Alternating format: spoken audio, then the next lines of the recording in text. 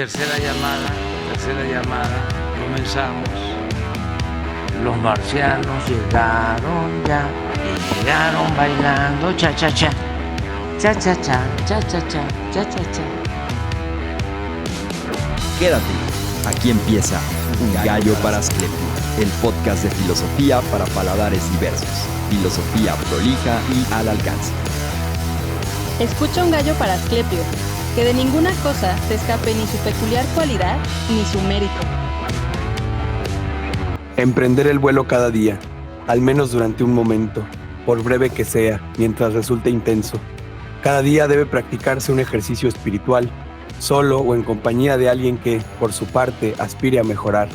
Ejercicios espirituales, escapar del tiempo, esforzarse por despojarse de sus pasiones, de sus vanidades, del prurito ruidoso que rodea el propio nombre, y que de cuando en cuando escuece como una enfermedad crónica, huir de la maledicencia, liberarse de toda pena u odio, amar a todos los hombres libres, eternizarnos al tiempo que nos dejamos atrás. Semejante tarea en relación con uno mismo es necesaria, justa semejante ambición. Son muchos quienes se vuelcan por completo en la militancia política, en los preparativos de la revolución social, pero escasos, muy escasos, los que como preparativo revolucionario optan por hacerse hombres dignos. Con estas palabras de Friedman, inauguramos un nuevo capítulo de Un Gallo para Asclepio sobre las pasiones y Marco Aurelio. Yo soy Elan Argüello, bienvenidos, bienvenidas y bienvenides. El tiempo de la vida humana, un punto. Su sustancia, fluyente. Su sensación, turbia. La composición del conjunto del cuerpo, fácilmente corruptible. Su alma, una peonza. Su fortuna, algo difícil de conjeturar. Su fama, indescifrable. En pocas palabras, todo lo que pertenece al cuerpo, un río. Sueño y vapor, lo que es propio del alma. La vida, guerra y estancia en tierra extraña. La fama, póstuma. Olvido. ¿Qué pues puede darnos compañía? Única y exclusivamente la filosofía. ¿Qué tal? Yo soy Adrián Ardilla Lara. Bienvenidos una vez más a Un Gallo para Asclepio. Que nadie te escuche censurar la vida en la corte, ni siquiera tú mismo. Y Lelutier añadiría, entre más años acuestas, más te cuesta y menos te acuestas. Arturo Castro en los controles. Buenos días, tardes, noches. Estamos con un filósofo que a todos nos ha atravesado. Bueno, digo todos, pero esto nunca incluye a Adrián Ardilla Lara, cuyo paso por mi vida, por lo menos hablando de mí, ha sido importante junto con otros de su mismo clan, de su mismo club, y que ahora tiene unas repercusiones importantes, o por lo menos se ha adoptado otra vez, como lo hizo en el Imperio Romano, la filosofía oficial del capitalismo.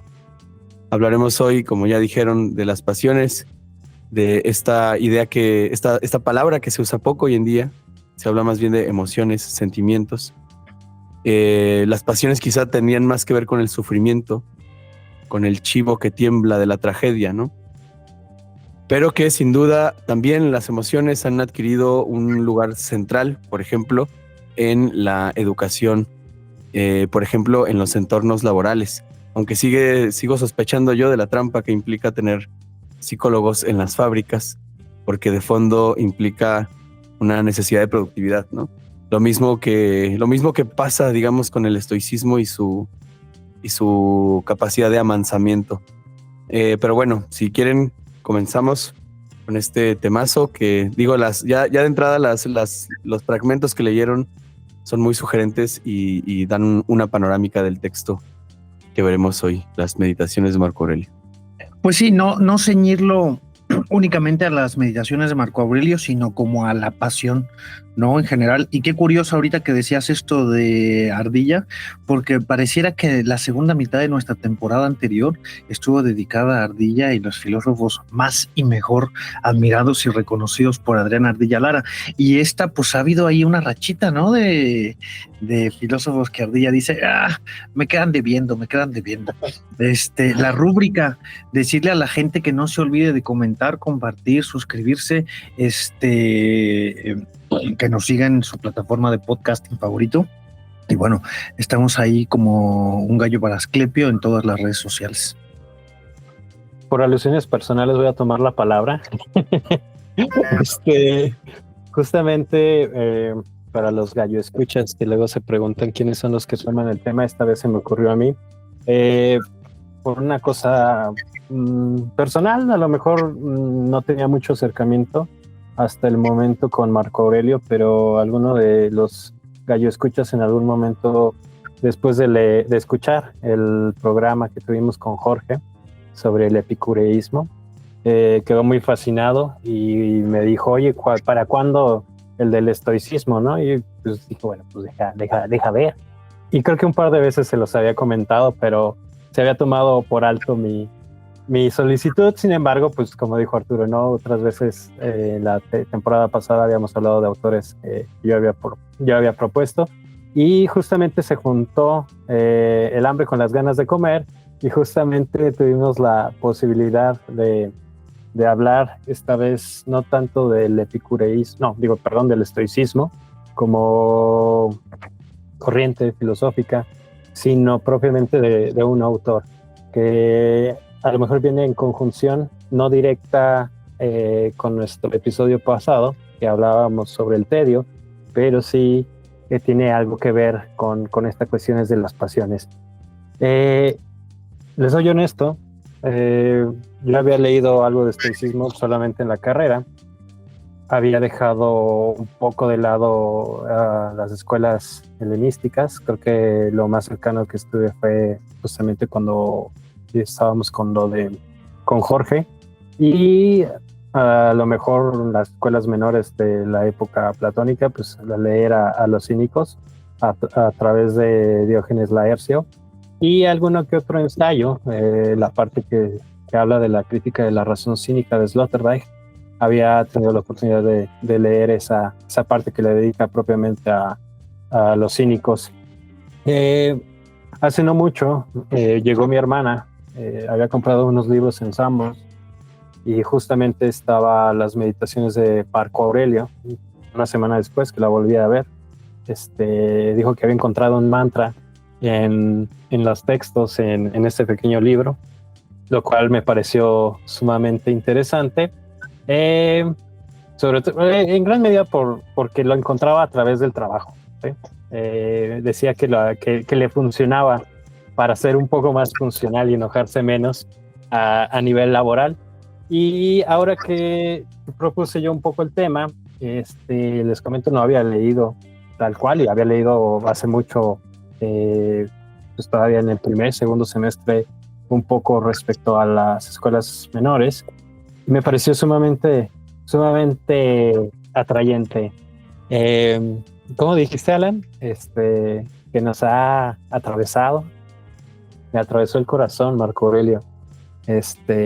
Y me ha parecido en gran medida un antecedente evidente en la filosofía, pues para la cuestión del pensamiento existencial del siglo XX, y pues a lo mejor traerlo un poco a cuenta en el siglo XXI y cómo se ha venido adoptando de manera medio extraña, creo que lo podremos discutir ya al final, pero que está sumamente en el espíritu del tiempo, vaya.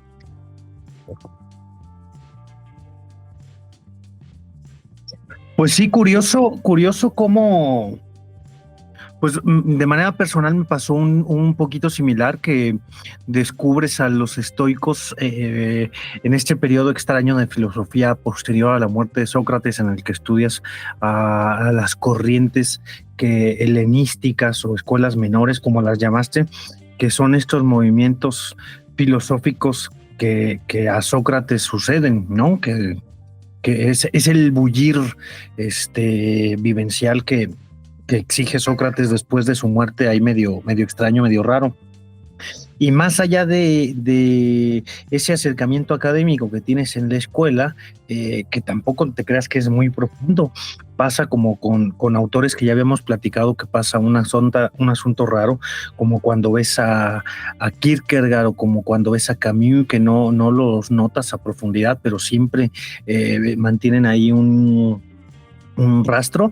Lo mismo pasó conmigo, por lo menos con mi generación quizá, con el estoicismo, con Marco Aurelio particularmente, pero luego años después ya como en la práctica cotidiana, como en la lectura por amor propio, redescubres a los estoicos y muy curioso porque ahora el estoicismo pareciera que se ha convertido como una de las principales herramientas de atracción de personas que no se dedican a la filosofía, ¿no? Como que ahora un gran panorama, una gran bienvenida hacia la filosofía, a las personas aficionadas a la filosofía ha sido por medio de los estoicos. Una gran cantidad de cursos de estoicismo para la gente, así con el nombre de estoicismo, pues ha sido como lo que nos toca en estos últimos años de principal máscara o de principal cara para hacer divulgación de la filosofía. ¿No? ¿Cómo ven? Sí, justamente yo pensaba a lo mejor también en esta retrospectiva, que es también de los pensadores infravalorados, podríamos decir, dentro de la academia. No porque no se estudie, no porque no esté presente, afortunadamente está, afortunadamente hay trabajos, hay traducciones. Si no fuera tan valorado, entre comillas, pues realmente no nos hubiera llegado sus textos. Sin embargo, en la academia normal, en una licenciatura, creo que se queda un poco desdeñado, como las escuelas pues menores, y que tienen una influencia pues realmente bastante pesada. Pensando a lo mejor ahorita en una conferencia que estaba viendo, esta figura del gobernante filósofo que tanto añoraba Platón y que se llega a realizar en mayor o menor medida con Marco Aurelio, y que no se toma realmente como ejemplo dentro de la historia de la filosofía o dentro de la misma historia, ¿no? Como una materia. Queda olvidado un poco Marco Aurelio, pese a que es el culmen tanto de pensamiento, gobierno y no se toma, vaya.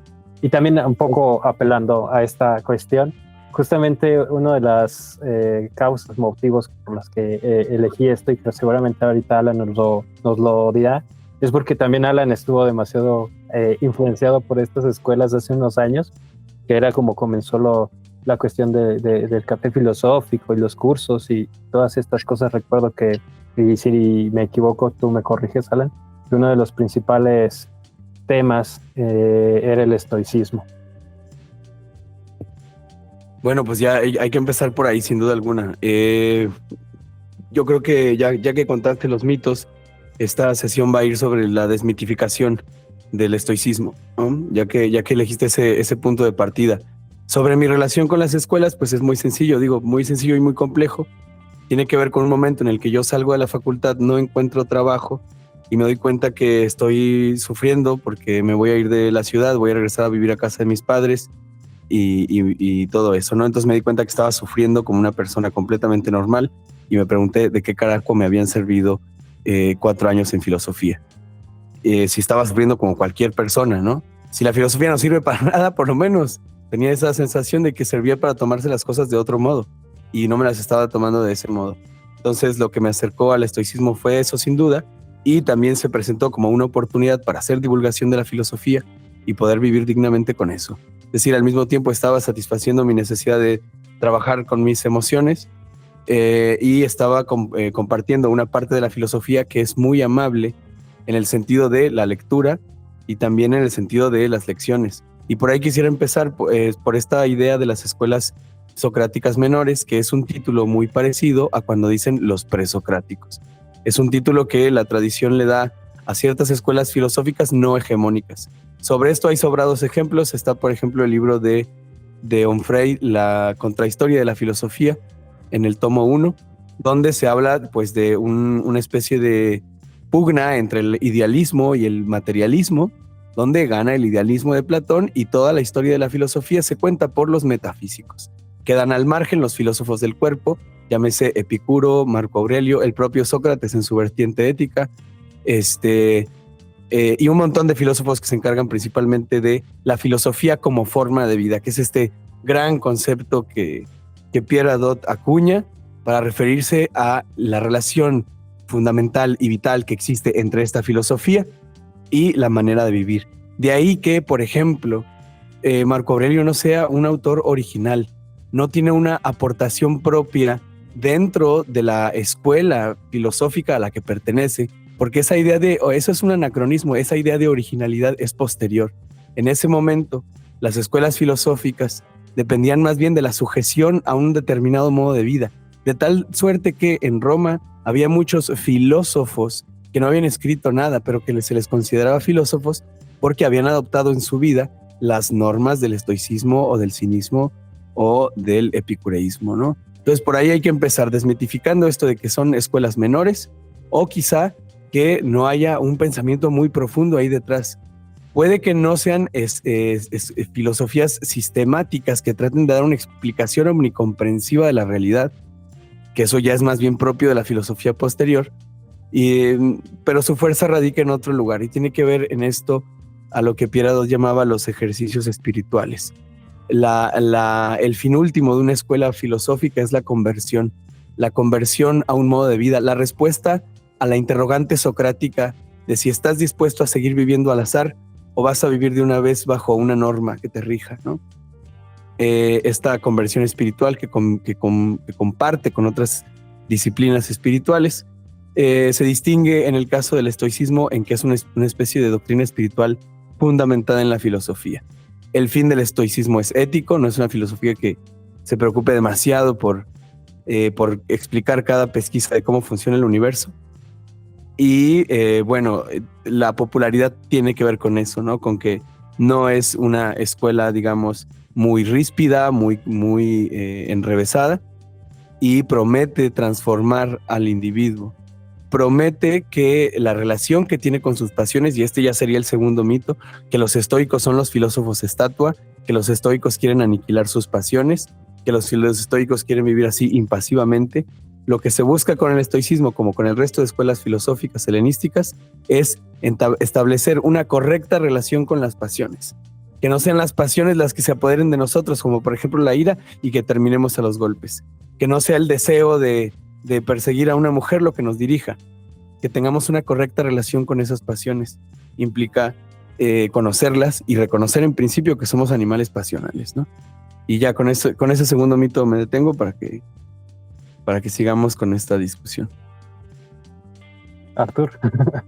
No, justo también, yo tenía muchísimo tiempo que no escuchaba esto de decirles escuelas menores. Hasta había olvidado que se les decía escuelas menores, pero sí tenía muchísimo. Sí que eres anacrónico, pero claro, hay muchísimo jugo, y también con esto de este segundo punto que decías, Alan, de llamarle los apáticos, ¿no? Los apáticos a los estoicos, pues podemos empezar por ahí, ¿no? Si le vamos a dedicar el episodio a las pasiones, a Marco Aurelio y al estoicismo, pues vamos a empezar por distinguir qué serán las pasiones, qué será este pathos, ¿no? ¿Qué les parece? Por supuesto, me encanta la idea. Sí.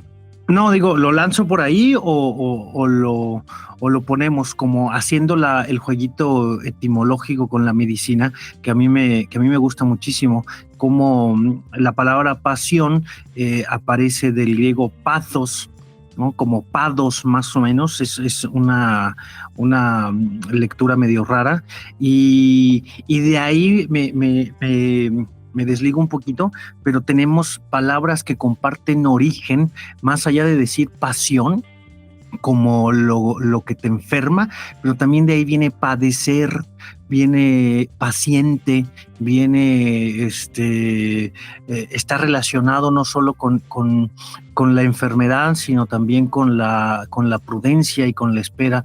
La palabra pasión griega, en este sentido de pathos, es lo que padeces, pero es lo que te hace esperar en la misma implicación, para desligarlo de la sola pasión, ¿no? El paciente, el padecer, es aquello que tienes enfermo por una pasión propiamente. Está relacionada a la enfermedad por la pasión que a lo mejor podemos nosotros hoy decir más fácilmente, como apuntabas al principio, una emoción, ¿no? La emoción desbordada es lo que te enferma, pero en esa enfermedad dada por la pasión existe el poder tener la templanza de esperar, como en el sentido etimológico de lo que sería el griego.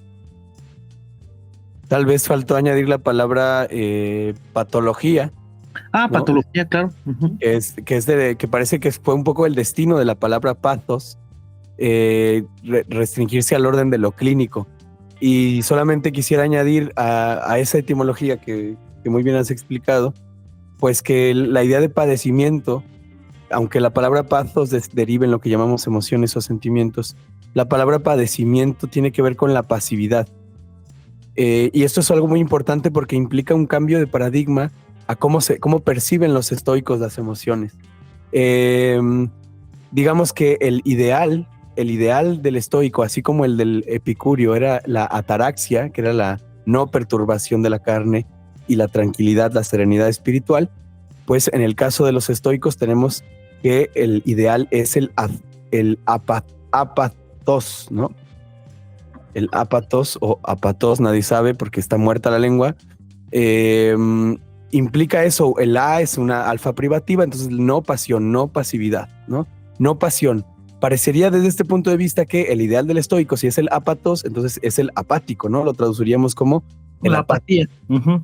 Nosotros entendemos la apatía, y esa es una nota de Michel Foucault que me gusta mucho para explicar la relación de los estoicos con las pasiones. Nosotros entendemos la apatía como la pasividad. El apático es el que está en la fiesta, el que no quiere convivir, el que no quiere participar, el que no quiere hablar. Pero Michel Foucault dice, por el contrario, para los estoicos, el apathos es el reverso de la pasividad. De tal suerte que ese que es muy activo, ese que es muy, muy voluntarioso, que tiene mucha voluntad, que hace su voluntad, sería realmente el pasivo. ¿En qué sentido? En el sentido en el que lo decía hace un momento. Si a mí se me aparece una pasión, se me aparece la ira, se me aparece el deseo, se me aparece el hambre, y me dejo llevar por completo por esa pasión, estoy siendo pasivo. Si estoy viendo un comercial de Donitas Bimbo, patrocínanos, inmediatamente salgo a comprarlas porque yo hago lo que quiero y porque yo hago mi voluntad, pues estoy siendo pasivo respecto de todas las emociones que me circundan, ¿no? En cambio, el apathos está siendo activo en el sentido en el que dice, a ver, espérame. Como decía Epícteto, cuando llega una pasión, cuando llegue un juicio, le preguntamos, dime de dónde vienes y qué es lo que quieres, ¿no? Porque además, todas estas pasiones vienen acompañadas de juicios. Este es otro de los grandes descubrimientos del helenismo, que nuestras emociones tienen un componente cultural, un componente mental. Una cosa, por ejemplo, y esto ya entramos de lleno con el contenido tanto de las meditaciones como del Enquiridión, el manual de Epícteto, que están hermanados estos textos, que uno, a ver, me perdí con la idea. Está hablando de las pasiones. De la pasión y de la contraria que le hace Foucault. Ajá. Que son, claro, sí. Y bueno, hablaba de esto del ejercicio espiritual de detenerlas, de reflexionar, ¿no? De detener las pasiones y de reconocer que había un componente cultural en ellas. Sí, ya me acordé. La idea es que vienen acompañadas de un juicio. De que nuestras emociones vienen acompañadas de un juicio, o que hay un proceso mental por el cual tenemos primero una impresión. Por ejemplo, escucho que alguien está hablando mal de mí. Tengo primero la impresión, primero escucho el sonido, y escucho que dice, no, ese Alan vendió la filosofía y la prostituyó y tal, ¿no? Y en ese momento yo tengo una impresión, pero luego esas palabras pasan por mi mente, vamos a decir, por mi psique, y luego hago una interpretación del hecho y digo, me están ofendiendo, me están injuriando, me están calumniando, me están haciendo un mal. Todos esos juicios, digamos que concurren casi de manera inmediata, automática o compleja, tal vez, como diría Heidegger, no están inmiscuidos ahí con la emoción. La idea del estoicismo es que uno puede hacer algo con esos juicios y, digamos, apaciguar, enseñorear, dirigir las pasiones, ¿no? Por ejemplo, detenerse en ese momento y decir, están hablando mal de mí, pero no me están ofendiendo, porque eso lo decido yo, porque yo soy dueño de mi alma. Uno de los temas así fuertes en las meditaciones de Marco Aurelio es que uno no va directamente a las cosas, es que nada toca el alma si no es a través de un juicio. Uno no va nunca directamente a las cosas si no es a través de un juicio. Voy a poner otro ejemplo. Veo que mi pareja me está poniendo el cuerno, se está besando con otra persona en la calle, ¿no? Y digo, mi morra me engañó, me fue infiel, ¿no? Pero eso penetra en mí porque hay un juicio que lo determina, y ese juicio está implicado en el lenguaje, no está dentro del lenguaje. Yo podría decir, por ejemplo, ahí hay dos primates superiores que están juntando sus labios fingiendo que amamantan. Y la sensación disminuye porque ya no es mi novia la que me está ofendiendo, la que me está injuriando, la que me está haciendo quedar mal. El diagnóstico de los estoicos de cuál es la enfermedad del mundo es el punto de vista subjetivo y pasional. Lo que nos afecta, dice Epícteto, no son las cosas, sino los juicios que hacemos sobre las cosas. Realmente creo que traerlo un poco también a colación en la cuestión actual. Creo que también ha sido una malinterpretación de la palabra pasión en todos los sentidos, ¿no? Pasión de manera vulgar se puede entender como esta cuestión sexual, erótica, romántica, ¿no? Hasta cierto momento, pero también justamente estaba teniendo como que una charla con una amiga hace una semana que se hablaba de la muerte pasional o el homicidio pasional, y creo que quedaba un poco ambiguo porque había un prejuicio, como señalas, de que era la pasión, esta cuestión sensual incluso, era lo que llevaba a eso. Un arrebato por una falta de contención de tu emoción.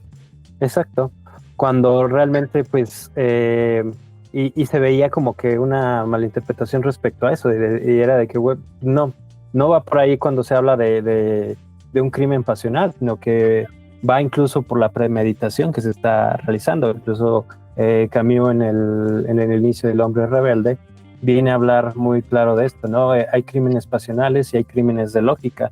Nosotros actualmente vivimos los crímenes de lógica porque son los que están premeditados.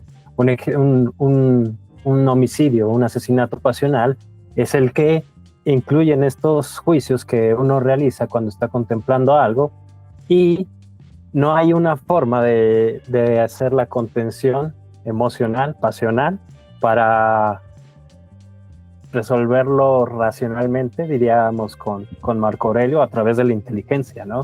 Y eso es evidentemente este arrebato que uno crea y que uno padece, tal cual, utilizando la palabra, lo que nos convierte en esa cuestión un poco irracional para hacer el juego de palabras.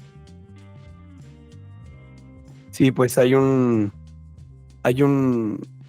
como decía, hay un vínculo entre Epícteto y Marco Aurelio, y en general hay un vínculo, es una de las escuelas. Bueno, el epicureísmo le gana en esto porque nunca se separaron de su fundador. En el caso del estoicismo, pues hablamos de Zenón de Sitio, este perro cínico demasiado refinado para el cinismo, que se inventó una filosofía. En ese sentido es una evolución, por así decirlo, es una transformación, una modificación del cinismo, ¿no? Hay mucho ahí de autodeterminación, de autodirección, de la idea del esfuerzo como lo que nos va a salvar, el ponos en griego, y quizá por eso también sea muy popular entre la chaviza, ¿no? Entre la chaviza productiva que quiere. Yo tengo un par de ejemplos en Querétaro cuando daba estos talleres sobre el estoicismo. pues un empresario me contrató para que le diera, uno de estos empresarios que, espero que no me esté escuchando, y sí, bueno, esta es mi opinión honesta de ti, perdóname por no decírtelo de frente, pues era un empresario que decía que no que el pobre es pobre porque quiere, pero que emprender era un deporte extremo, por ejemplo, ¿no? Y entonces nos llevó a su azotea donde se veía toda la ciudad y llevó a algunos dueños de restaurantes. Y pues yo les di una clase de estoicismo, no pude conseguir adaptarlo al mercado empresarial, porque otro de los grandes fundamentos de esta filosofía es que la virtud es el fin en sí mismo.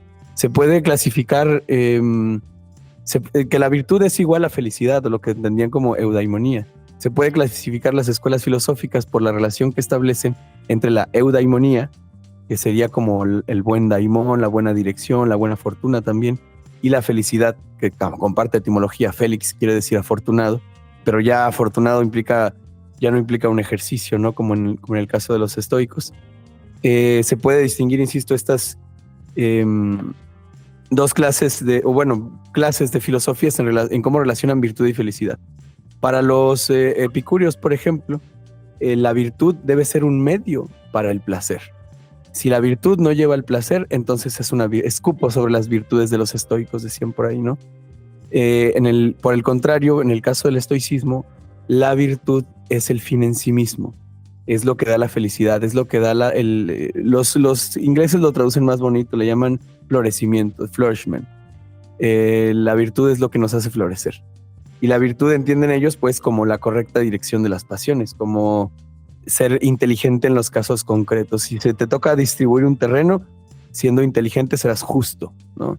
Adoptar la forma más racional. Sigue habiendo ahí una preponderancia, sin duda alguna, de la razón sobre las pasiones, y eso hoy pues se podría problematizar, ¿no? Pero bueno, yo quisiera, no sé qué tanto tiempo nos quede, quisiera cerrar con algunos ejercicios espirituales de Marco Aurelio que están en el libro de las meditaciones. Mal traducido realmente es a mí mismo, el título en griego. Pero pues podríamos entrar un poquito con esta relación entre Epicteto y Marco Aurelio, si les parece bien. Sí, justo, o como marcaba a Ardi, que su hermana se encontró con Marco Aurelio y que ahora lo tiene como un mantra, ¿no? Que decías ahorita que estas escuelas filosóficas que surgen después de Sócrates, muy interesantes porque pareciera que es ese momento de la historia de la filosofía por el cual hoy nosotros seguimos diciendo que no voy a caricaturizar para que lo podamos notar, pero cuando decimos, oye, ¿cuál es tu filosofía de vida? No, mi filosofía de vida es ser feliz. Pareciera que ese momento en el que realmente la gente se comprometió con el ser, hacer y pensar, fue durante estos momentos de las llamadas escuelas filosóficas helenistas. No, muy, muy, muy curioso. Y el caso de los estoicos, que a mí de las cosas que me gustan de los estoicos, que los tienes como los apáticos, en estos mitos que decías, derribando mitos del estoicismo, pues es que le achacas gran parte de la cristiandad a los estoicos, ¿no? Tomemos en cuenta que uno de los grandes auges de estas escuelas menores o del helenismo se da a la par, más o menos, o las segundas partes del helenismo se da a la par de la cristiandad, o la cristiandad ya llega al final de estas escuelas helenísticas, pues decimos de manera popular que sufre como estoico, que se aguanta como estoico, haciendo un parangón ahí con el cristiano que pone la otra mejilla cuando es castigado. Quién sabe qué tanto sea deudor de esa manera, porque hay una parte a mí del estoicismo que es de las que me gusta, a diferencia del epicureísmo o a diferencia del cinismo, ¿no? El cinismo, que son los más radicales, mandan a la mierda el establecimiento social. Los epicúreos se van y se refugian en sus jardincillos. Los peripatéticos van a otro jardín y también se reúnen en su jardín.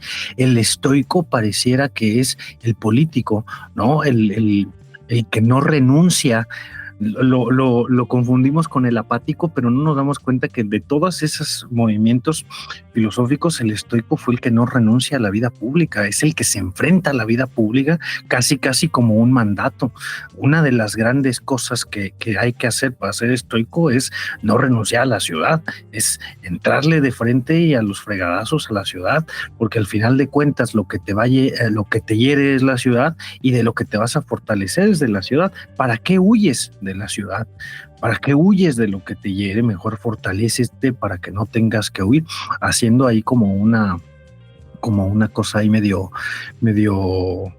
rara, pero me parece interesante señalar esta parte del estoico como un político, como alguien que no rehuye al encuentro con el otro. Dijiste, ¿sí? Antes de darte la palabra, robar 2 minutos. Sí, no, solo quería decir 3 cosas, pero está bien. Justamente quería decir 17 cosas. Justamente esto del cristianismo que señala Arthur, creo que está más un poco a la par de los cristianos que fueron echados al ruedo, se los comieron los leones, ¿no? Sufrir como estoico. Ajá. Y que bueno, al final de cuentas, pues no sé qué tanto haya sido cierto, pero pues bueno, se utiliza la palabra y pues se utiliza como un sinónimo de estar sufriendo para alcanzar algo superior, ¿no? Nada más pues, traerlo a cuenta este pequeño ejemplo. Bueno, pues sí. Yo también quería hablar de las críticas porque son importantes y está chido también entrarle así a un texto. Creo que más que ahorrarles o evitarles la lectura de las meditaciones, esta sesión será más bien una invitación al estoicismo en general y al texto, pero pues hay que hablar de las críticas al estoicismo. Ustedes ya mencionaron varias importantes, yo rescato las 2 que me parecen las críticas más serias que se han hecho. 1, el empobrecimiento de la vida. La vida es rica, o la riqueza de la vida está también en lo que entendemos por error, en lo que si llamamos error a las pasiones, en el equivocarse, en el de apasionarse, en todo eso que va contrario al ideal de la virtud, ¿no? Los estoicos siempre tienen una respuesta, porque es una de esas filosofías que llena todos los huecos. Ante esta crítica del empobrecimiento de la vida, de que pues, la riqueza no se da en la virtud, sino en el tropiezo, en la pasión, en el dejarse llevar, los estoicos dirán que, y sobre todo, ni Marco Aurelio ni Epícteto se hicieron llamar filósofos. Dicen ahí en sus textos, si yo fuera filósofo, porque saben que ese ideal del ápatos o del sofos, del sabio, que es el que sabe vivir, no tanto el que sabe cosas, ese ideal es inalcanzable. Ya después, conforme fueron avanzando de la estoa al estoicismo romano, se añadió la noción de el que progresa, procopton o algo así se dice en griego. Entonces no puedes alcanzar la virtud, pero sí puedes hacer ciertos progresos. Pero hay filósofos como Epícteto que dicen por el contrario que uno se despierta y vuelve a empezar de nuevo desde cero. Que lo mismo se ahoga el que tiene la nariz a 2 centímetros abajo del agua que el que tiene el cuerpo 30 metros. Y que hay una distancia infranqueable entre el paulos, entre el tonto, ¿no? El que no piensa, el que no es filósofo, y el sabio, el sofos, ¿no? Y bueno, pues ya que estoy talqueando con esta relación entre ellos dos, también quisiera responder a lo que dijo Arturo, que el estoico es el filósofo de ciudad. Sí, son filósofos de ciudad, a diferencia de los epicureístas que hacen su propia ciudad. Digo, no hay animales fuera de un pequeño cosmos, pero hay diferencias en cómo se habita esa ciudad, y las 2 grandes diferencias nos las presentan. Bueno, aquí también había que incluir quizás Séneca, pero más parecido a Marco Aurelio, Epícteto y Marco Aurelio. Epícteto es un esclavo cuya casa no tiene puertas, que supuestamente solo tiene una estera, y se vuelve un filósofo muy importante en la región. Epícteto solía ser un esclavo, después se hace liberto supuestamente porque su amo le rompió la pierna, pero era uno de estos esclavos a los que mandaban a Roma a estudiar filosofía, ¿no? Era un esclavo que se iba a dedicar a la crianza de los hijos del amo, ¿no? Y entonces lo mandan a Roma y lo mandan con uno de los mejores estoicos de la época, que es Musonio Rufo, ¿no? Y bueno, de ahí, algunos siglos después, aparece Marco Aurelio, o antes, porque luego me confundo con estos dos, no sé si no, Marco Aurelio es después. Después, sí. Sí, después, porque Epícteto es del 50 y Marco Aurelio es después del 100, ¿no? Es del 112, De hecho, Marco Aurelio. Sí, hay una el primer lectura siglo del posible. Imperio Romano. ¿Cómo? Ajá.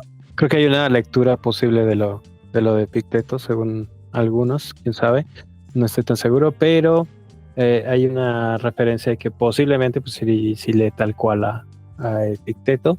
Y justamente te interrumpo de nuevo. Cuando está en esta último estoicismo, pues tenemos al que es el gobernante como tal, tenemos al que ha sido esclavo, que ahora es un ciudadano, tenemos a Séneca, que es realmente pues, un cortesano, podríamos ponerlo como tal, y está esta filosofía en los tres niveles sociales. Medio extraño que no se ven representantes como tal en otras filosofías.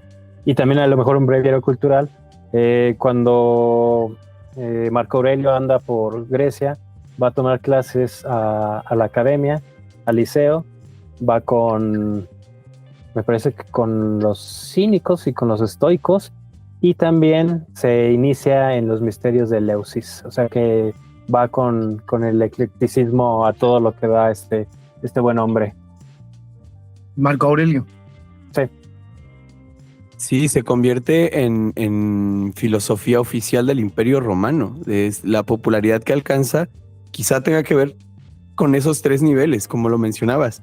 Ahí es una filosofía que reconoce una dimensión que no respeta clases sociales, ¿no? Que es la de las pasiones, la de las emociones, la de los arrebatos, la de la ira, la incontrolabilidad. Quizá es una filosofía que recoja una inquietud generalizada en los siglos en los que se gestó sin duda alguna, que era todas estas guerras intestinas por la muerte de Alejandro el Magno y pues el pelearse los territorios, pero que en Roma fue bastante bien acogida, ¿no? No, y por eso mismo es que es una filosofía política, porque es una filosofía de comunes, es una filosofía de todes. Por eso no renuncia, ¿no? Porque luego se nos olvida que hablamos de Aristóteles, pero el aristotelismo se recluyeron en los patios, ¿no? Los peripatéticos era gente que se recluía al interior del liceo, al interior de la escuela. Los cínicos, que si bien vivían en la plaza, pues renunciaron a la vida en sociedad. Estaban ahí en el pueblo, pero habían renunciado al pueblo. Su presencia era distinta a la presencia del estoico, que era el panadero y el emperador, que era el policía y el costurero. Sí, a diferencia de Aristóteles, que decía que para filosofar hay que saber matemáticas y ser rico, Marco Aurelio decía: ¿quieres filosofar?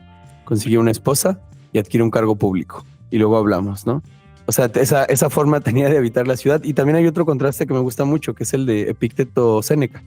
Séneca supuestamente tenía el 10% de la riqueza del Imperio Romano, tenía minas en África, qué sé yo. Era un tipo muy rico y le criticaban por ser estoico. Y decía: ¿me critican por ser estoico? Si yo soy rico, yo podría ser despilfarrador, podría ser un hedonista al que no le importe nada. Soy más de admirar yo, que siendo rico me atrevo a decir que soy estoico y que le dedico mi vida al estoicismo.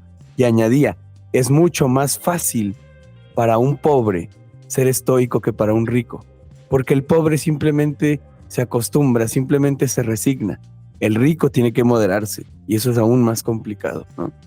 Entonces imagínense el fervor, ¿no?, que causaban estas escuelas filosóficas y la moda, que también tiene que ver con la retórica, y por ahí Cicerón aparece como este personaje, ¿no? Se dieron cuenta pues de la demagogia que podían causar este tipo de discursos en las plazas públicas, ¿no? Oye, yo vivo mejor que tú, pero tú eres rico, cállate, gordo.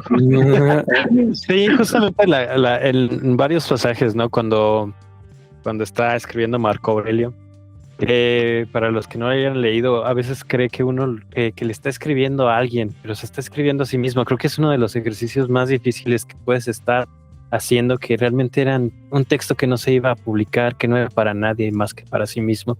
Y a veces es tan fuerte el mismo Marco Aurelio consigo mismo, y en esta postura que señala Ala, ¿no? Por ejemplo, que dice que no se admite como filósofo, que le pesa no haberse dedicado muchas veces a la filosofía, que dice que pues no será el gran sabio, muy humildemente, ¿no? Ahí como el meme, ahí humildemente no seré ni el mejor gobernante ni el más sabio en este momento. Señor, usted lo fue. Y justamente esta cuestión, por ejemplo, de la retórica, que desdeñaba de manera muy, muy precisa. Hay puntos en los que dice, afortunadamente no me dediqué a la retórica y me dediqué justamente al pensamiento. Y esta reflexión que también, ¿no? Siendo el emperador más importante, por lo menos en ese tiempo, siendo el más sabio, que se vea aceptando solo algunas cosas. Y como dice Alan, ¿no? Que esa posibilidad de haber derrochado todo, que no lo hizo, eso que le cuesta tanto aceptarlo, ¿no? En el primer capítulo es como los agradecimientos a una tesis, y básicamente pues todo le debe a todos, ¿no? Esta tranquilidad, este justo medio, esta forma de llevarse a lo largo de lo cortesano en la guerra, por ejemplo, y mantener ese punto medio para no hacer una disrupción, que también dice, lo único que podríamos llegar a gastar nosotros es en educar a nuestros hijos o tener a los mejores maestros. Eso es lo único que no debemos escatimar ningún gasto. Y como dice Alan, ¿no? Siendo el hombre más poderoso, termina siendo un estoico, paradójicamente, pero con filosóficamente con mucha razón. Bueno, ya que das esta grandiosa introducción al texto, quisiera añadir que no vamos a encontrar los libros divididos por unidades temáticas, ¿no? Y esto ya da el traste con el tipo de obra con el que nos vamos a enfrentar. Pierre Hadot, que ha sido a mi gusto uno de los grandes o el más grande filósofo que ha rescatado estas escuelas filosóficas y que las ha situado, digamos, desde una perspectiva espiritual y que les ha dado un nuevo brillo y un nuevo color, sugiere que vayamos siempre a los textos antiguos partiendo de su género. ¿Frente a qué tipo de texto estamos nosotros ahora? Estamos frente a un diario personal. No estamos frente a un texto que se haya pretendido escribir como para darse a la imprenta o como para darse a conocer. Si lo comparamos con el Enquiridión, con el manual de Epicteto, pues ahí estamos frente al texto que no escribe Epicteto, porque Epicteto es ágrafo, igual que Sócrates. Un texto que supuestamente escribe un alumno. El Enquiridión son las notas de un alumno de lo que Epicteto estaba diciendo, ¿no? En el caso de Marco Aurelio estamos frente a un... ¿Cuál era el nombre? Un diario. Autón, o asimismo, ¿sí? Una especie de diario en el que Marco Aurelio estaba utilizando precisamente como un ejercicio espiritual. Concepto que le debemos a Pierre Hadot. ¿Qué quiere decir Pierre Hadot con ejercicios espirituales? Para Pierre Hadot, el ejercicio espiritual está en el corazón de toda escuela filosófica helenística, porque su filosofía está profundamente arraigada entre la teoría y la práctica. La palabra askesis en griego nos indica esta serie de ejercicios que tenían que realizar el individuo que quería, digamos, convertirse a la escuela filosófica, porque el objetivo, como ya mencioné, del ejercicio espiritual es transformar la totalidad del sujeto. Dice Pierre Hadot, ¿por qué le llamo ejercicios espirituales? Porque no nada más eran ejercicios dietéticos, porque no nada más eran ejercicios físicos, porque no nada más eran ejercicios dialécticos y ejercicios mentales, sino que comprometían la totalidad de la persona. En ese sentido, los ejercicios espirituales son el fundamento que lleva al fin propuesto por la filosofía. Uno no se hace estoico leyendo a Marco Aurelio, tiene que hacer cosas, y estas cosas, bueno, pues ya más adelante platicaré en qué consisten, pero en principio quiero decir que el libro asimismo de Marco Aurelio es un ejercicio espiritual, porque lo que está haciendo es registrar en la libreta para tener presente, para tener a la mano, y de ahí también Enquiridión, que quiere decir manual, para tener siempre a la mano los principios que debe seguir, ¿no? Los principios rectores que deben gobernar sus pasos. En el libro 2, que es realmente donde comienza con estos ejercicios espirituales, porque el libro 1 es el de agradecimiento. En el libro 2, el primer texto, el primer parágrafo del libro 2 dice: al despuntar la aurora, hazte estas consideraciones previas. Me encontraré con un indiscreto, un ingrato, un insolente, un mentiroso, un envidioso, un insociable. Todo eso le acontece por ignorancia de los bienes y de los males. Pero yo, que he observado que la naturaleza del bien es lo bello y que la del mal es lo vergonzoso, y que la naturaleza del pecador mismo es pariente de la mía, porque participa no de la misma sangre o de la misma semilla, sino de la inteligencia y de una porción de la divinidad, no puedo recibir daño de ninguno de ellos, pues ninguno me cubrirá de vergüenza, ni puedo enfadarme con mi pariente, ni odiarle, pues hemos nacido para colaborar, al igual que los pies, las manos, los párpados, las hileras de dientes superiores e inferiores. Obrar, pues, como adversarios los unos de los otros es contrario a la naturaleza, y es actuar como adversario el hecho de manifestar indignación y repulsa. Entonces, estaba recordándose los principios que debía seguir, porque lo difícil del estoicismo es precisamente eso, llevarlo a la práctica ya cuando sales a la ciudad, ya que te encuentras con un ingrato, con un mentiroso, con un indisociable. Lo escribía como soporte de la memoria. Ya me acordé cuál es el género del que estamos hablando. Se llama hipopnémata, y es lo que traduciremos por un diario. El hipopnémata es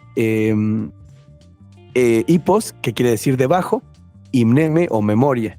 Y lo que estamos diciendo acá es algo que sostenga la memoria, algo que le dé soporte a la memoria. Este texto para Marco Aurelio es algo que le dé soporte a su memoria. Aquí está tratando de acordarse que debe recordar que la indignación es impropia del género humano porque hemos nacido para colaborar y que obran, como decía Sócrates, creyendo que hacen bien, porque nadie obra creyendo que hace el mal, ¿no? Todo el mundo vive en esta ficción. Entonces, lo que nos encontramos en el texto de las meditaciones son una serie de reflexiones, al parecer, inconectadas, pero que, y ahorita después de que hablen ustedes, regreso con esta idea de hay una estructura tripartita en el texto.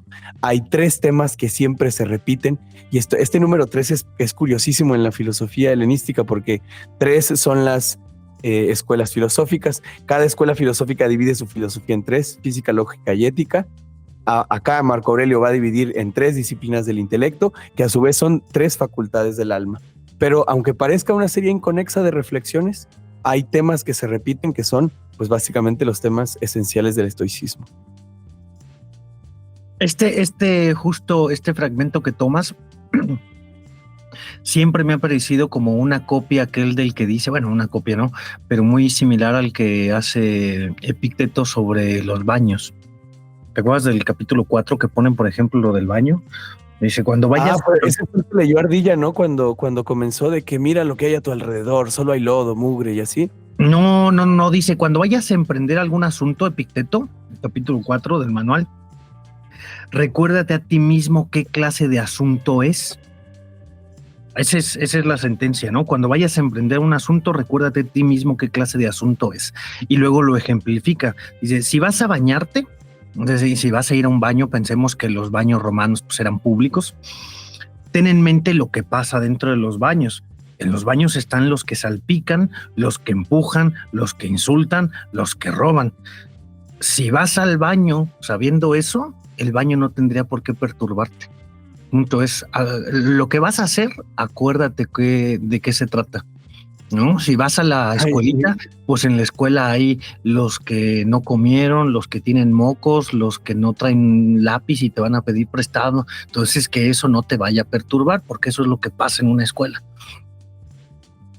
Sí, creo que hay un parentesco entre esta y la que leyó Ardilla, y ha dado lugar a una lectura muy curiosa de las meditaciones. Es la de que, bueno, esto lo retrata Pierre Hadot en su texto Ejercicios Espirituales y Filosofía Antigua.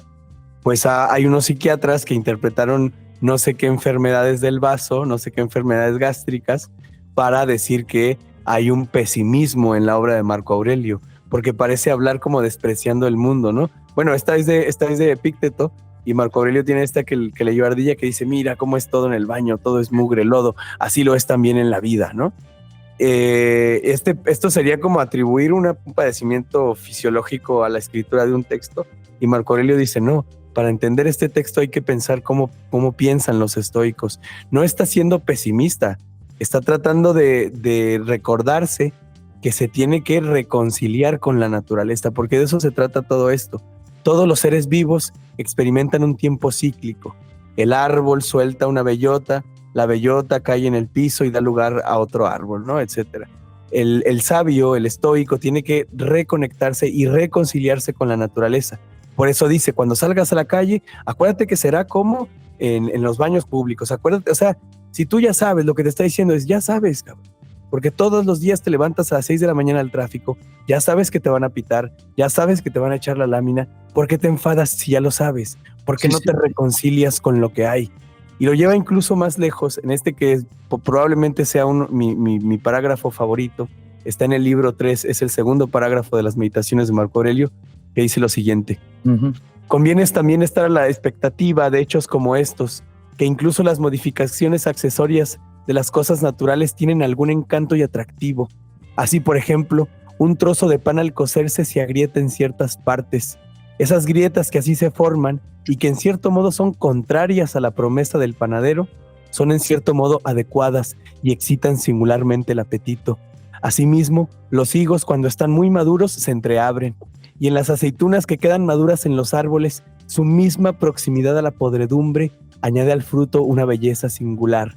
Igualmente las espigas que se inclinan hacia abajo, la melena del león y la espuma que brota de la boca de los jabalíes, y muchas otras cosas, examinadas en particular, están lejos de ser bellas y sin embargo, al ser consecuencia de ciertos procesos naturales, cobran un aspecto bello y son atractivas. Esto es lo que yo llamo, que seguramente alguien más llamó así, ya se me olvidó, la estética de la indiferencia. Marco Aurelio dice, lo amo porque lo da la naturaleza. Todo lo que tú ofrezcas, naturaleza, para mí es fruto regalado. Hay que dejar de decir llueve, simplemente llueve, y hay que decir ama llover, porque todo lo que da la naturaleza en ese sentido es sagrado, ¿no? Y aquí lo que está haciendo es, hasta la espuma que emana del hocico del jabalí es bella, ¿no? Porque es parte de la naturaleza. Más adelante habla de las arrugas de los ancianos, ¿no? Dice, también añaden cierto atractivo porque son el producto de los años. En suma, lo que está tratando de hacer, una de las cosas que trata de hacer el estoicismo es eso, reconciliarnos con lo que hay, con la naturaleza, ¿no? ¿Cómo te sacas de onda si ya sabes cómo es tu gente? Porque si era el ya sabe, si ya saben cómo soy, ¿para qué me invitan, no? Y justamente creo que lo que le molesta a Marco Aurelio no es el mal existente, porque él mismo va a decir es que es parte de esta naturaleza, y como naturaleza todo tiene un principio y tiene un fin en los dos sentidos, ¿no? Para finalizar, como para que realmente tiene un telos como tal. Y bajo esa perspectiva, lo que le molesta es la gente que se sorprende de lo que ya conoce. Él justamente hace como que siempre está hablando de los higos, y me acuerdo mucho de esto porque también lo leí. Hay un momento en el que Marco Aurelio dice, es que no me molesta que la gente lo vea, lo sienta. Lo molesto es que la gente se sorprenda de que el árbol de higos esté dando higos. ¿Por qué habría de sorprenderse algo que por naturaleza tiene que suceder? Habla también de la cuestión de la medicina. ¿Por qué se sorprende que la gente va a morir? La gente va a morir, y creo que es uno de los temas que seguramente hablan de estos tres temas que están muy presentes en la obra de Marco Aurelio. La muerte constante, está constantemente hablando de la muerte, y también trayendo un poco a cuenta esta triada. Siempre está hablando de tres. Hay tres cosas que tienes que aceptar, hay tres cosas que te tengo que decir, hay tres formas, hay tres partes que constituyen al hombre, ¿no? La triada importante que yo no había prestado la suficiente atención, pero que sí había visto esa particularidad dentro del texto. Y ya se me olvidó qué más les iba a decir, pero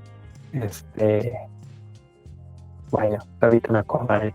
Pero bueno, lo interesante es esa cuestión de medio de destino y de finalidad que existe dentro de la misma naturaleza. Y justamente, como dicen, todas esas cosas que uno considera que son males, pues son parte de la misma, porque ahí debe encontrarse un equilibrio en la misma naturaleza, y para que haya muerte tiene que haber nacimiento, y para que haya nacimiento debe haber muerte. Sí, ya que entramos en la triada, pues para ya decirla sin más y ir encaminando este bello episodio hasta sus últimas consecuencias, quisiera añadir una cosa más que me faltó. Sé que para los fanáticos del estoicismo, que seguramente sabrán, me corregirán ahí en los comentarios. Me parece que hay algo que falta para entrar en la tríada y para conectar como todos estos puntos del estoicismo y de su relación con las pasiones, y es lo que los estoicos llamaban el hegemonicón o hegemonicón, ¿no? Que es la raíz de la palabra hegemonía. Básicamente lo que dicen es que todos nosotros tenemos en el alma una especie de facultad rectora que ellos ubicaban a la altura del pecho. Tenemos la posibilidad, como ya decía al principio en los primeros ejercicios, de frenar una representación, de añadir algo más, ¿no? De decir, lo que ocurre no es lo que afecta a los hombres, no son las cosas, sino los juicios que hacen sobre las cosas. El hecho de poder detener una representación, observarla e interrogarla y modificar el juicio. Es decir, a mí nadie me puede hacer daño, ¿no? Esto lo explico porque, digamos que esta regla tripartita de las meditaciones de Marco Aurelio, o esta estructura tripartita, indica lo siguiente, y esto son palabras de Pierre Hadot. La primera regla se refiere a la actitud que es necesario mantener con los acontecimientos, de la acción de las causas exteriores y de la orden del cosmos, que tenemos que aceptar con alegría y regocijo. La segunda regla rige las relaciones entre los hombres. Es preciso actuar con justicia en beneficio de la comunidad. Y la tercera regla determina la conducta a mantener en el ámbito de los pensamientos, someter a crítica constante las representaciones mentales. Entonces tenemos tres reglas del espíritu, que serían la estructura tripartita de los ejercicios espirituales, que están relacionadas con las tres partes de la filosofía y a su vez con las tres facultades del alma, y a su vez con los tres ámbitos, ¿no? Que son las tres relaciones que establece la filosofía con el mundo. ¿A qué me refiero con esto? Las tres partes de la filosofía son física, lógica y ética, ¿no? La física es la metafísica, es lo que explica el mundo, ¿no? Lo que explica cómo funciona el mundo. La lógica es la epistemología, cómo conocemos. Y la ética, pues, son las acciones y la práctica, ¿no? Las reglas para la vida. De estas tres partes de la filosofía se derivan tres ámbitos del intelecto, ¿no? Lo que a nosotros nos corresponde siempre son juicios, deseos y voluntad, ¿no? Acciones. Los deseos estarían conectados con la parte física porque se refieren siempre al exterior. Los juicios estarían conectados con la parte lógica porque tienen que ver con el intelecto, y las acciones, evidentemente, o la voluntad, con la parte ética porque tienen que ver con la relación con los demás. Estas tres reglas a su vez se relacionan con tres ámbitos del mundo, ¿no? Como ya lo expliqué al principio, la primera regla, la de los acontecimientos, pues se relaciona con las causas exteriores, ¿no? La segunda regla, pues con los otros seres humanos, la regla de la acción, y la otra regla, la de mantener el ámbito de los pensamientos una especie de higiene, sometiendo a representaciones mentales, pues es la relación con nosotros mismos, de tal suerte que hay una relación consigo mismo, con los otros y con el mundo. Estas tres reglas se refieren a las tres relaciones que definen la situación humana. El primer tema es la relación del hombre con el cosmos, dice Pierre Hadot. El segundo, la relación del hombre con los demás. Y el tercero, la relación del hombre consigo mismo. A estas tres reglas, tres relaciones fundamentales, corresponden las tres facultades del alma racional: el deseo, el impulso a la voluntad y la representación. Y esto por otra cosa que también es fundamental para entender la relación entre Epicteto y Marco Aurelio, y es la distinción fundamental, la distinción maestra. Lo que depende y lo que no depende de ti. Los estoicos dividen el mundo en dos, y esto, digamos, es herencia directa de Epicteto a Marco Aurelio, ¿no? En el mundo hay dos tipos de cosas, las que dependen y las que no dependen. Todo mundo sabe esto, pero los estoicos son mucho más radicales que la intuición, que el sentido común, y van a decir, de ti no depende casi nada. Aunque le eches ganas para emprender un negocio y tal, el resultado no depende absolutamente de ti. Aunque te sepas cada respuesta del examen, el resultado no depende absolutamente de ti porque hay causas externas. Lo que están haciendo es radicalizar la pregunta. ¿Qué depende absolutamente de ti? Y lo que no dependa absolutamente de ti no depende de ti. No hay grados y variaciones acá. Entonces, ¿qué es lo que depende absolutamente de ti? Estas tres facultades intelectivas. Independientemente de cualquier cosa, así te tengan maniatado, con los ojos vendados, en un cuarto oscuro, con una pistola en la cabeza, van a seguir dependiendo absolutamente de ti: el deseo, el impulso de la voluntad y la representación o el juicio, la fantasía, como le llaman los estoicos, ¿no? Aunque estés en este estado de privación de la libertad, tú puedes elegir qué desear. Deseo ser libre, o puedes decir, y esto es un truco de Epícteto, ¿no? No quieras que lo que pase ocurre como tú quieres, sino quiere que lo que pase ocurre como ocurre y vivirás sereno. En lugar de decir, oh, ya quiero que este tráfico se pare, puedes jugar con tu mente y decir, deseo que este tráfico dure otros 20 minutos, aunque vaya a estar del trabajo. Entonces tú puedes elegir qué desear, puedes elegir si te encaprichas con el deseo de salir libre o si simplemente deseas la muerte o deseas que ocurra lo que tenga que ocurrir, ¿no? Tú decides hacia dónde se dirige tu voluntad, aunque no siempre tengas la posibilidad de ejercerla. Insisto, si te tienen privado de la voluntad, pues tú lo que puedes elegir es ese impulso. Yo de todas formas me dirijo hacia el bien, me dirijo hacia la naturaleza, acepto todo cuanto no depende de mí. Y por último, la representación. Tú puedes decir, estoy maniatado, me han vendado los ojos, me privaron de la libertad, me están haciendo un mal. O simplemente detener la representación y decir, esto simplemente está ocurriendo, pero no es un mal, porque ningún mal le puede ocurrir al hombre de bien, ¿no? Porque los males ya no son las cosas que no dependen de mí. Los estoicos en esta distinción fundamental dicen, ya no le puedo llamar mal a lo que no depende de mí. Si tendí la ropa y llueve, no le puedo llamar mal. Si estudié y reprobé, no le puedo llamar mal porque no dependía de mí. Mal le voy a llamar al incorrecto uso de las representaciones. Desear lo que no se puede obtener, ¿no? La inmortalidad, por ejemplo, que la voluntad se dirija hacia el mal y que la representación sea inadecuada, ajena a lo que está ocurriendo, que me empiece a formar historias, ¿no? Historias personales. Entonces, esa sería la división tripartita, las tres disciplinas del intelecto, que Pierre Hadot le pone pues títulos muy jocosos. A ver si los tengo por acá. La disciplina del deseo, la disciplina del impulso y la disciplina de la acción. Deseo, impulso y acción. Pues sí, las nombra con esas tres facultades del intelecto que ya mencionábamos. Coplestone. Dime. Bueno, nada más. Coplestone hacía también un análisis, no sé si lo señalaron ahorita, tuve que apagar rápido. Que los estoicos primeros estaba una división de la filosofía, que estaba en la ética, en la lógica y en la cosmología. Justamente se parece encaminarse a esto que tú señalas, Alan, en estas tres ramas filosóficas que mantienen una relación, ¿no? El deseo con la ética, tal vez, la lógica con la cuestión de los argumentos y cierta cosmología, si se gusta, con la cuestión un poco medio de fantasía. No sé, estoy pensando en voz alta, no sé qué tan correcto podría llegar a ser esto. Es curiosa la etimología de fantasía, porque para nosotros la fantasía es como eso que se sale completamente de la realidad, ¿no?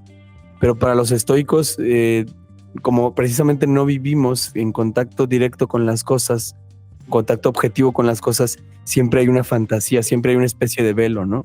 Y en ese sentido, la fantasía pues nos puede amargar la vida, nos puede arruinar la vida por simplemente una forma de interpretar la realidad, ¿no?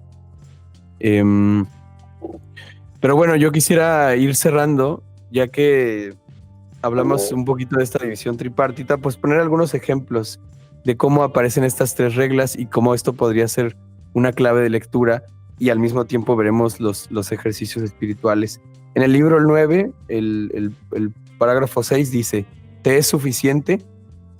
1. El actual juicio de valor, a condición de que tenga carácter objetivo. Los estoicos siempre sugieren que el juicio que hagamos sobre las cosas sea lo más neutral posible. De ahí el ejemplo que ponía de cuando te encuentras a tu novia besando a otro, no decir es mi novia, sino decir es una persona que está juntando sus labios con otra persona.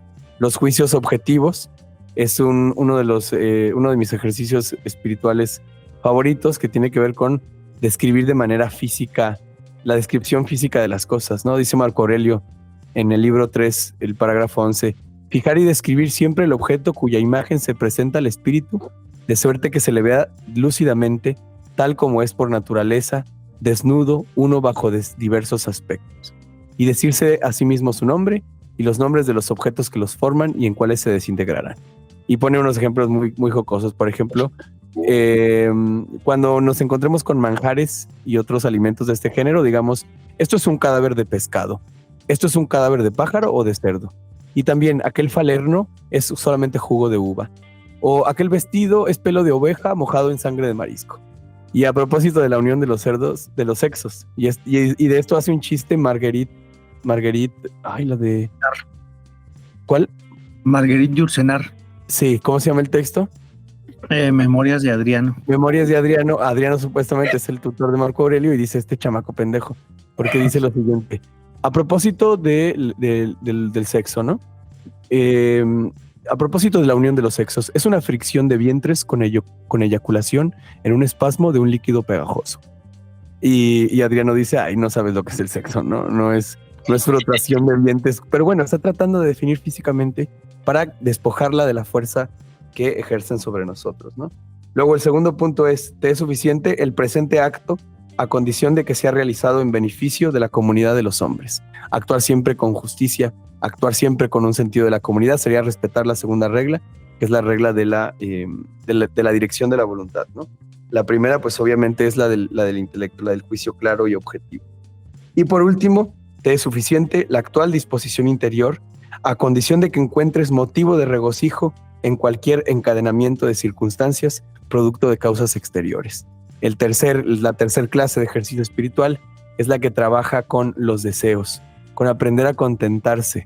Esto también podría dar lugar a otra crítica, que es la que hace Nietzsche, que me encanta, y que es la de, claro, tu supuesto estoicismo termina en mansitud, ¿no? Tu virtud es ser manso, porque de lo que se trata la disciplina de los deseos es de ajustar nuestros deseos a lo que hay. Saberse contentar con la naturaleza, aprender que el deseo es una negación del presente y que seremos mucho más dichosos en cuanto nuestros deseos se disminuyan. Ya lo decía el perro, ¿no?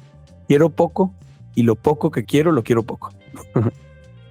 Entonces, así cerraría yo mi explicación homérica, odiseica del libro de Marco Aurelio, de las pasiones. Creo que nada más.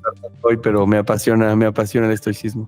Justo por eso lo sugerí y dije, se va a alocar, nos vamos a apasionar con el tema.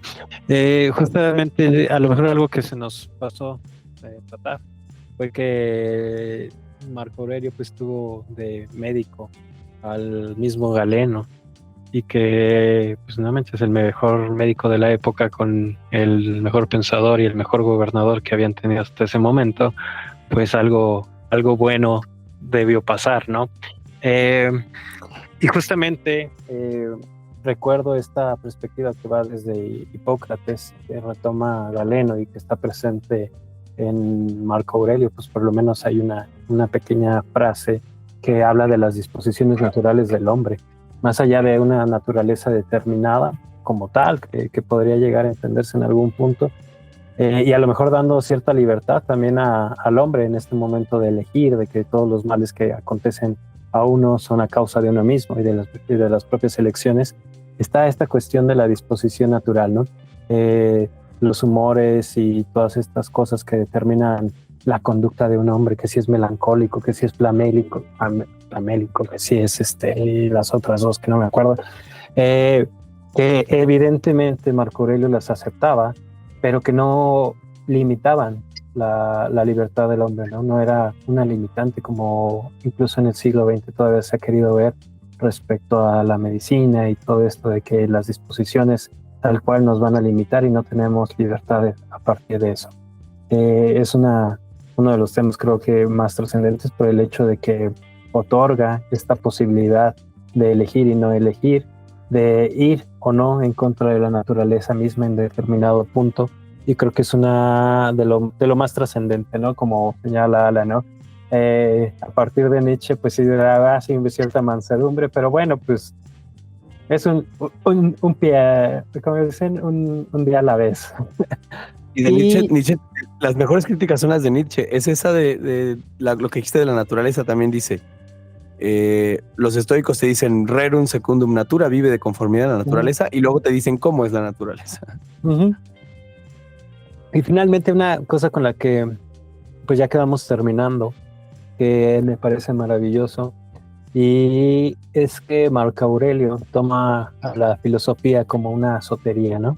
Como un tipo de salvación, una liberación incluso y una preservación para la vida misma, pero creo verla más como esta salvación, estos ejercicios introspectivos que realiza. Y como dices bien, Alan, algo que sucede pero que se mantiene presente en la memoria, no propiamente como recuerdo, sino como una forma de actuar. Y me gusta lo que señalaba Marco Aurelio en los agradecimientos de su trabajo. No me acuerdo si era con su hermano, que decía: afortunadamente nunca me peleé con él y siempre lo tengo presente, ¿no? Es bien tierno, es bien tierno. Y bueno, tengo ahí una frase para terminar, evidentemente. Yo también ya tengo mi parágrafo favorito también. Que justo antes de acabarlo, justamente que parte de este texto, pues como bien hemos dicho a lo largo del podcast, no era algo que se buscaba publicar, ¿no? Era pues su trabajo, sus apuntes, tal vez como los apuntes que hizo Aristóteles de la poética, pero apuntes personales que tenía, salvo que tal vez los de Aristóteles tenían una cuestión evidentemente académica en el liceo, pero que Marco Aurelio, estos textos, estas meditaciones, estos apuntes para sí mismo, se pierden, y es a partir del siglo IX que se vuelven a encontrar. Extrañamente se pierden cerca de 6 siglos, los encuentran por ahí, y este profesor que les digo que tuve la oportunidad de revisar, que se llama David Hernández de la Fuente, cita una cosa también, creo que era de los romanos, ¿no? Que dice: los libros tienen su destino, y afortunadamente su destino o su naturaleza logra que los pensamientos de Marco Aurelio logren llegar hasta en la actualidad, ¿no? Y creo que faltaría a lo mejor nada más hacer la crítica de la aceptación del estoicismo en nuestro actual capitalismo tardío. Pues ya señalaba yo que yo creo que el gran sacrificio que hace el estoicismo, el contemporáneo, es querer usar el estoicismo como un medio para conseguir un fin, para conseguir productividad, para conseguir... Este vato, mi vecino, me decía: yo soy empresario y por eso soy estoico, porque hay que aguantar la chinga, eso te hace un burro de carga. Y ahí la crítica de Nietzsche está por completo acertada. El estoicismo original, hasta el del Imperio Romano, pues tiene la virtud como fin último, uh-huh, aunque termine siendo improductivo. Bueno, yo voy a aprovechar para meter un comercial, así como las cadenas televisivas. Aprovechando que eres un empresario. Aprovechando que soy un emprendedor y que emprender es un deporte extremo, estoy poniendo extremo ahora. Para todas nuestras Gallo escuchas, quisiera invitarles a la serie de cursos que voy a estar impartiendo, el maratón filosófico, que se va a llamar Adiós a la filosofía, 12 postales filosóficas para despedir el año. El maratón se dará del 5 al 16 de diciembre. Voy a estar trabajando todos los días, streameando los contenidos más explosivos de la filosofía, una odisea mística a las profundidades del saber, y voy a estar aventando ahí una serie de reflexiones pues que yo considero como de voladero de cabeza, ¿no? De voladero de peluca, y pues les doy una probadita. Por ahí el primer día hablaremos de Immanuel Kant, Atrévete a pensar, luego Enigma y sabiduría con Giorgio Colli, luego una discusión entre Nietzsche y Thoreau, caminar y bailar, los juegos de lenguaje en Wittgenstein, hacer cosas con palabras de Austin, la muerte de Dios, que es temazo en Philip Mainlander y Nietzsche, y la de Mainlander te volará más la cabeza que la de Nietzsche. ¿Por qué insistimos en seguir con vida? Reflexiones de Émile Cioran sobre el sinsentido. Filosofar es aprender a morir con Montaigne. Ejercicios espirituales y filosofía antigua. Habrá un capitulito donde hablaremos ya lo que no se dijo hoy, los ejercicios que no se contaron hoy. Sobre la sensatez en Platón. Elogio a la inmoralidad, ¿por qué nos gusta ser inmorales? Con Nietzsche. Y sobre el carácter sagrado de la naturaleza, un diálogo entre Emerson y la ecología profunda. Inscríbanse. Para inscribirse, síganme en redes sociales, ahí voy a estar subiendo las formas de pago, los días y los enlaces de Zoom. Muchas gracias. Hay promo, diles, hay promo. Hay promo, son 12 sesiones. Si apagan las 12, pues se las dejamos. A ver, estamos de manteles largos en 900 pesitos. Ay, digan que los escucharon en un gallo para Asclepio. Digan que nos escucharon un gallo para Asclepio. Con este código que va a aparecer aquí en pantalla, les hacen un descuento del 30%. Marco Aurelio 10. Marco Aurelio lo probaría. Bueno, muchachos. Pues nada, así como decías, ¿no? Justamente la crítica que se podría hacer a estos lectores contemporáneos. No quiero imaginar que haría un cristiano norteamericano protestante leyendo a Marco Aurelio, sobre todo cuando habla de Dios, ¿no? Porque por lo menos en la traducción que estamos leyendo, que es la de Gredos, habla de un Dios, no habla de los dioses como tal, salvo en otras ocasiones, ¿no? No quiero imaginar qué clase de mente perversa capitalista está leyendo eso, como Bill Clinton, según te señalaba el expositor de la conferencia esta. Y verlo, como dices, ¿no? Como esta persona chambeadora que está súper motivada y que tiene que mantener el equilibrio y ve una cuestión de superación personal en la filosofía estoica, ¿no? Cuando realmente es de que no mames, hijo, Marco Aurelio se estaba partiendo la madre en los campos de batalla, ¿tú qué vas a estar diciendo aquí? ¿Tu mente de tiburón o qué chingados, no? Chingar a su madre, cabrón. Bueno, pues cerramos con estas amables palabras de Ardilla a todos los emprendedores que nos escuchan. Y con una recomendación quizá más amable que está en el libro cuarto, parágrafo 3. Se buscan retiros en el campo, en la costa y en el monte. Tú también sueles anhelar tales retiros, pero todo eso es de lo más vulgar, porque puedes, en el momento en que te apetezca, retirarte en ti mismo. En ninguna parte un hombre se retira con mayor tranquilidad y más calma que en su propia alma, sobre todo aquel que posee en su interior tales bienes, que si se inclina hacia ellos, de inmediato consigue una tranquilidad total. Te voy a cancelar, Arturo. ¿Por qué me funas? ¿Por qué me haces bulla? No, porque ese es mi... No me digas que era el tuyo. Ay, es que está bien hermoso. Es que ese es mi favorito. Siempre lo digo, se buscan retiros en el bosque. Vas, búscate otra, en lo que yo termino con la última. ¿Te gustaba? Pensé que te parecía ridículo. No, a ver, pero sigue, ¿no? Continúa esa de se busca. A ver, continúalo tú y así lo cerramos, continúalo. No, es que me perdí en dónde te quedaste. Tengo una traducción distinta. A ver, léelo en tu traducción, si ya que te lo robé. No, solo digo maldita sea porque justo es... dice, es una traducción un poco más vetusta, dice, buscan como sus propios retiros, la vida campestre, la orilla del mar, la montaña. Todo eso es de lo más banal cuando te es posible en el momento que quieras retirarte a tu interior. Y continúa. En ninguna parte un hombre se retira con mayor tranquilidad y más calma que en su propio alma. Sí, es hermoso, es hermoso, ese 4-3. Sí, es el 4-3, sí. Y sí. Bueno, les digo ya nada más la última. Estoy metiendo cuchara. Para terminar, pues evidentemente terminamos con el 12 y el número 36. Un ejercicio que podríamos hacer a nuestros gallo escuchas. Imagínense que ustedes son Marco Aurelio y que se están escribiendo esto a ustedes mismos. Buen hombre, fuiste ciudadano en esta gran ciudad. ¿Qué te importa si fueron 5 o 3 años? Porque lo es conforme a las leyes, es igual para todos y cada uno.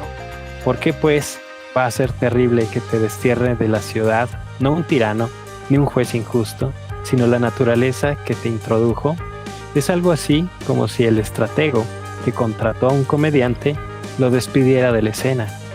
Mas no he representado los 5 actos, sino solo 3. Bien has dicho, pero en la vida los 3 actos son un drama completo, porque fija el término aquel que un día fue responsable de tu composición y ahora lo es de tu disolución. Tú eres irresponsable en ambos casos. Vete pues con ánimo propicio, porque el que te libera también te es propicio. La hermosa brevedad de Marco Aurelio dice: muchos granos de incienso en el mismo altar. Uno se depositó antes, otro después. No importa. No, pues le debemos un gallo a Marco Aurelio. Excelentes reflexiones. Au revoir. Chao. Estén muy bien. No olviden inscribirse, pero al curso de Alan. Aquí termina Un Gallo para Asclepio. Síguenos en tu plataforma favorita de podcasting y suscríbete a nuestro canal de YouTube. No olvides comentar, compartir y activar la campanita. Nos escuchamos en el próximo episodio. ¡Al carajo! ¡Fuchi! ¡Bácala! Los voy a acusar con sus mamás, con sus papás, con sus abuelos. Que se porten bien porque hacen sufrir mucho a sus mamás.